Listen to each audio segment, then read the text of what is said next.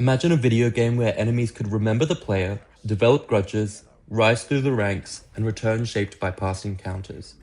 It makes conflict feel personal and unpredictable. These are awesome features of Warner Brothers' game Shadow of Mordor, and this is a feature only of Shadow of Mordor. Warner Brothers patented that simple game mechanic that many people would see as part of the shared language of game design, but they can't be used by anyone. These restrictive patents are the perfect place to start my question. Do patents over video game mechanics unjustifiably restrict the right to participate in cultural life? To research, I began with broad database searches through the UTS Library, JSTOR, and Google Scholar using search terms such as game patent and right to participate in cultural life. This gave a broad range of material that did not relate, so I filtered by title and abstract and selected the most relevant scholarship for closer reading. I have also engaged with Canvas material. My research is centered on Australia, with a focus on the recent Aristocrat decision for the patentability of game-related inventions. However, my topic benefits from a comparative perspective, so I'm also examining gaming mechanic litigation in Japan. My focus is contemporary, although I plan to use older sources where they can demonstrate the longer history of exclusive control being claimed over gameplay mechanics. I will use Article 15 of the ICESCR and related interpretive materials to explore the right to participate in cultural life.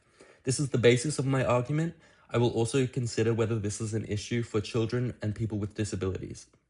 My research was in two fields: scholarship on video game mechanics and scholarship on the right to participate in cultural life. The following authors particularly helped shape my research. Bernardia and Trapova identify whether game mechanics are genuine technical inventions or instead unpatentable rules executed through software. They also discuss whether patents over these systems become too broad and discourage innovation.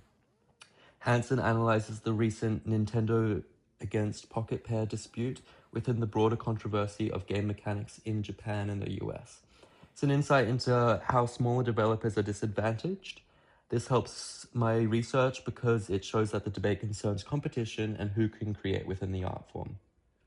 Remainville is a key human rights author, particularly for participation in cultural life. I'll use her article as a solid framework for assessing whether broad patent protection can restrict cultural participation. Liai and Ferry emphasize that the right to cultural life involves the contribution to it. Cultural rights should protect both passive consumption and active involvement in creating it.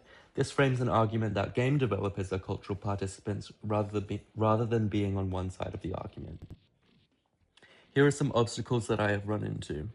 I was initially concerned that my essay would be too black and white and would simply argue that video game patents are restrictive.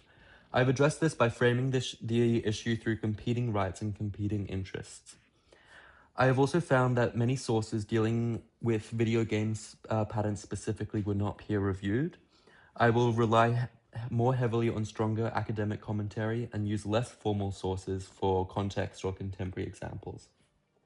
Another difficulty has been blending patent law and human rights without making the project too abstract. I'm addressing this by using Aristocrat as the foundation for the essay and then applying a strong perspective of the human rights framework. That being said, my essay structure will look something like this. Introduction. I'll introduce my research question, central thesis argument, and explain how the essay will move from patent doctrine to human rights analysis. My thesis argument will look something like this. Patent protection may be justified for genuinely technical inventions, but broad protection over gameplay mechanics is much harder to justify. They fence off the creative building blocks through which developers and players can contribute to gaming as a cultural form. Why video game mechanics matter as legal theory and cultural category. I will then explain why video games are part of a broader cultural and creative practice, which makes them significant to my research question. Australian patent law and the patentability of game-related inventions. Here I will outline the Australian legal framework, particularly around Aristocrat. Human rights framework. This will set out the human rights framework, focusing on the right to participate in cultural life and the competing rights. Do patents over video games unjustifiably restrict cultural participation? This will apply the legal and human rights research to the question. This will be the main bulk of my essay. Possible reform implications. I may consider how a narrower approach to patenting game mechanics will balance innovation and cultural participation. Conclusion, I'll draw together my findings and restate my final position. Thank you for watching this presentation. Patented video game mechanics are not something we often think about, but are rather frustrating when you consider what we could have. Here are some questions to foster some discussion. Do you think game mechanics should be treated differently to other kinds of inventions?